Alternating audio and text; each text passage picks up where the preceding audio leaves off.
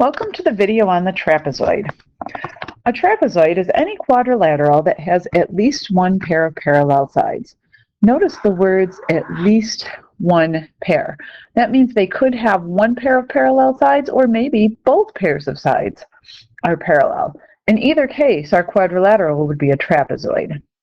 There's some vocabulary that you need to be aware of with respect to the trapezoid.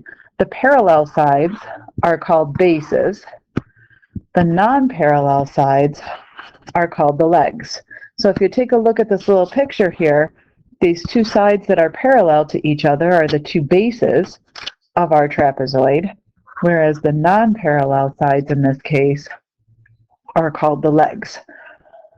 Now the median of a trapezoid, sometimes it's called its midsegment, and is very similar to the midsegment of a triangle.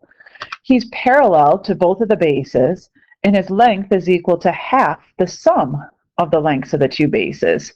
So in other words, if this is our trapezoid here, ABCD, our bases are DC and AB, or the top and the bottom of the trapezoid. The median connects the midpoints of those two legs, just like in a triangle.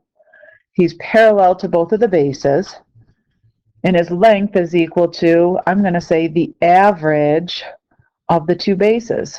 So the length of MN, the median, is equal to half the sum of the two bases. And whenever I use this formula, just like every other formula that we write or use in geometry, we're always going to write the formula. And that will make questions involving the median or the midsegment much more manageable. Now, an isosceles trapezoid is similar to an isosceles triangle in that they both have congruent base angles. So again, in this situation, side AB and side CD represent the bases of our trapezoid, and the base angles A and B are congruent. Base angles D and C are also congruent. So congruent base angles is one property of an isosceles trapezoid. Additional properties that you need to be aware of is that not only does the isosceles trapezoid have congruent base angles, he also has congruent legs and congruent diagonals. All right, let's go take a look at some examples or some problems involving the use of the properties of the trapezoid. In example 1, they say find the measure of each angle in trapezoid ABCD. So this trapezoid has bases AB and DC. It has legs AD and BC. Remember that one strategy we've said can be helpful or useful when dealing with parallel lines is to take your highlighter and highlight those parallel lines. Because the bases of this trapezoid are parallel, they're going to contain all the properties of parallel lines. So in other words, if I think of AD as being my transversal, then angle A and angle D have to be same side interior angles for those green parallel lines, and therefore be supplementary to each other. So the property of parallel lines that you need to recall for this problem is that when lines are parallel, the result is that same side interior angles are supplementary.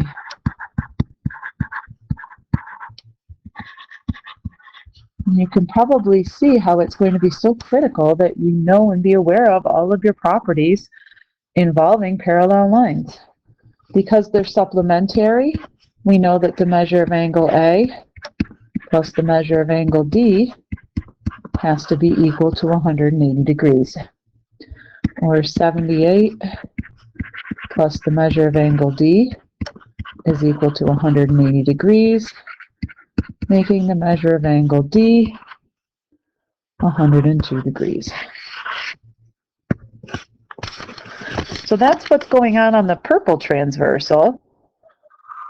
Also in this picture, we have the angles that are on the blue transversal, and they too are same side interior angles that are supplements of each other. So this 132 degrees is supplementary to angle B. So measure of angle B plus measure of angle C also has to total 180 degrees.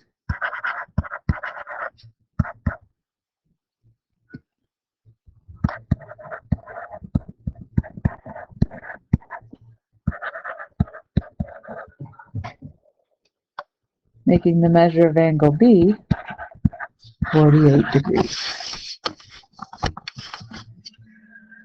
So again, key here is that because the trapezoid has those parallel lines, all of the properties that you know and love about parallel lines still work on the trapezoid. All right, in the second example, we're given this trapezoid that they've named star.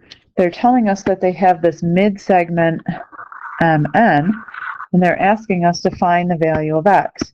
And this is where it's very important that if you're going to solve a problem involving the mid-segment, I said up above, make sure you write down the formula. And that's going to hold true here. So the formula says that the length of the mid-segment is half the sum of the two bases. So MN, the mid-segment, has length that's equal to half of the length of the first base, ST, plus the length of the second base, RA. And then once we write the formula down, we just substitute our values into the formula and solve for x. So the length of MN is 19, the length of ST is 4x minus 7, and the length of RA is 6x plus 5. And I'm going to begin solving this by going ahead and combining all the like terms that are inside that parentheses. My next step is going to be to go ahead and distribute the 1/2. Add 1 to both sides. Divide both sides by 5. And we find that the value of x here is 4. All right, so as always, I'm going to have you flip up to the top of the next page, and in your own words, let's go ahead and summarize the important takeaways from the video, and then see if you can apply what you know to solve the problems on page 5.